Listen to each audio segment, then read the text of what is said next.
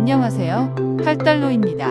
오늘은 수사와 공소 제기를 하는 검사의 기소유예 처분과 법원에서 하는 선고유예, 그리고 집행유예에 대해 말씀드려 볼까 합니다. 먼저 기소유예함은 검사가 형법에 규정되어 있는 양형의 조건을 참고한 후 관련된 재반 정상을 참작해서 기소 여부를 결정하게 되는데, 검사가 죄가 있음은 인정되나 기소를 하지 않는 것이 상당하다고 인정하면 기소를 하지 않고 유예 처분을 하는 제도입니다. 검사의 기소 편의주의에 근거를 두고 있습니다.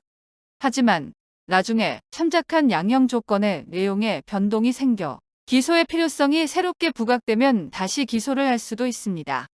기소유예를 다른 각도에서 보면 피의자에게 범죄 혐의가 없음에도 불구하고 검사가 피의자와 타협하는 방식의 기소유예를 하는 경우가 있을 수 있는데, 기소유예의 의미는 죄는 있으나 기소하는 것만을 유예한다는 처분이므로 피해자는 훗날 기소유예된 사실로 인해 사회생활에서 여러 가지 좋지 않은 결과에 맞닥뜨릴 수 있습니다. 수사 경력 자료에 여전히 기소유예한 사실이 기록되기 때문인데요. 그렇게 되면 죄가 없다는 피해자로선 억울할 수밖에 없을 것입니다.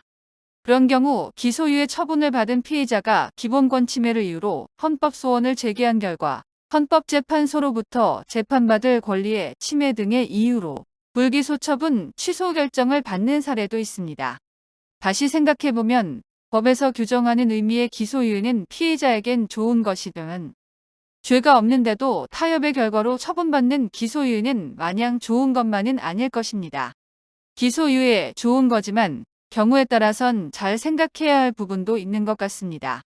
다음으로 법원에서 하는 선고유예에 대해 알아보겠습니다.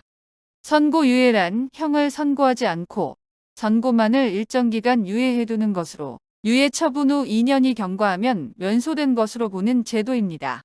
단기 자유형의 폐해를 방지하고 특별히 예방 목적을 달성하기 위해 도입된 것입니다.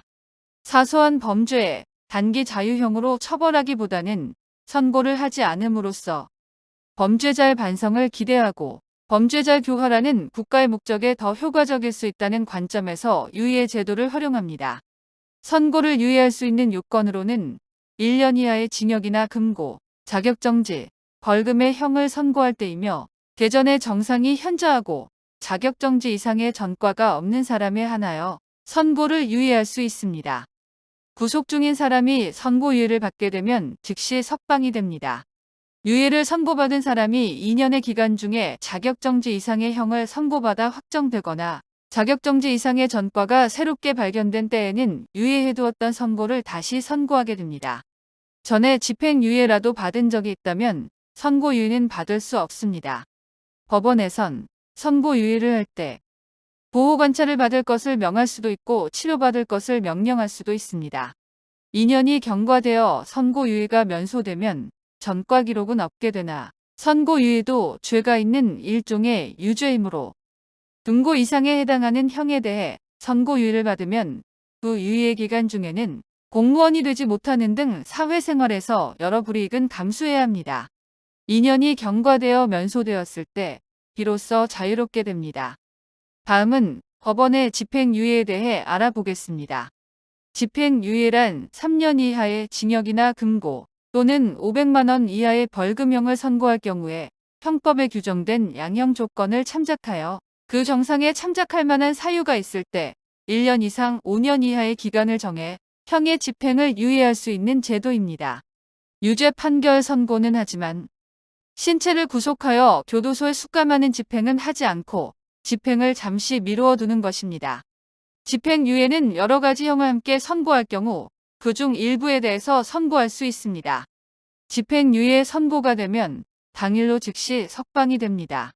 집행유예를 선고받은 사람이 유예 기간에 다시 금고 이상의 범죄를 저지르면 유예했던 형은 되살아나고 새롭게 저지른 죄에 더해져 선고를 받게 됩니다.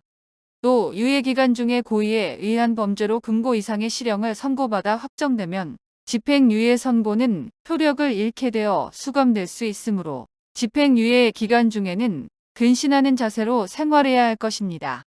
선고유예와는 달라 집행유예 선고를 받으면 교도소에 구치되는 신체 구속 상태만 면할 뿐이지 공무원직을 유지할 수 없는 당연퇴직 사유가 되는 등 사실상 무거운 처벌에 속합니다.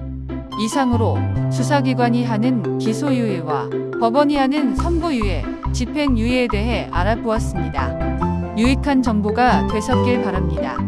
감사합니다. 8달러였습니다.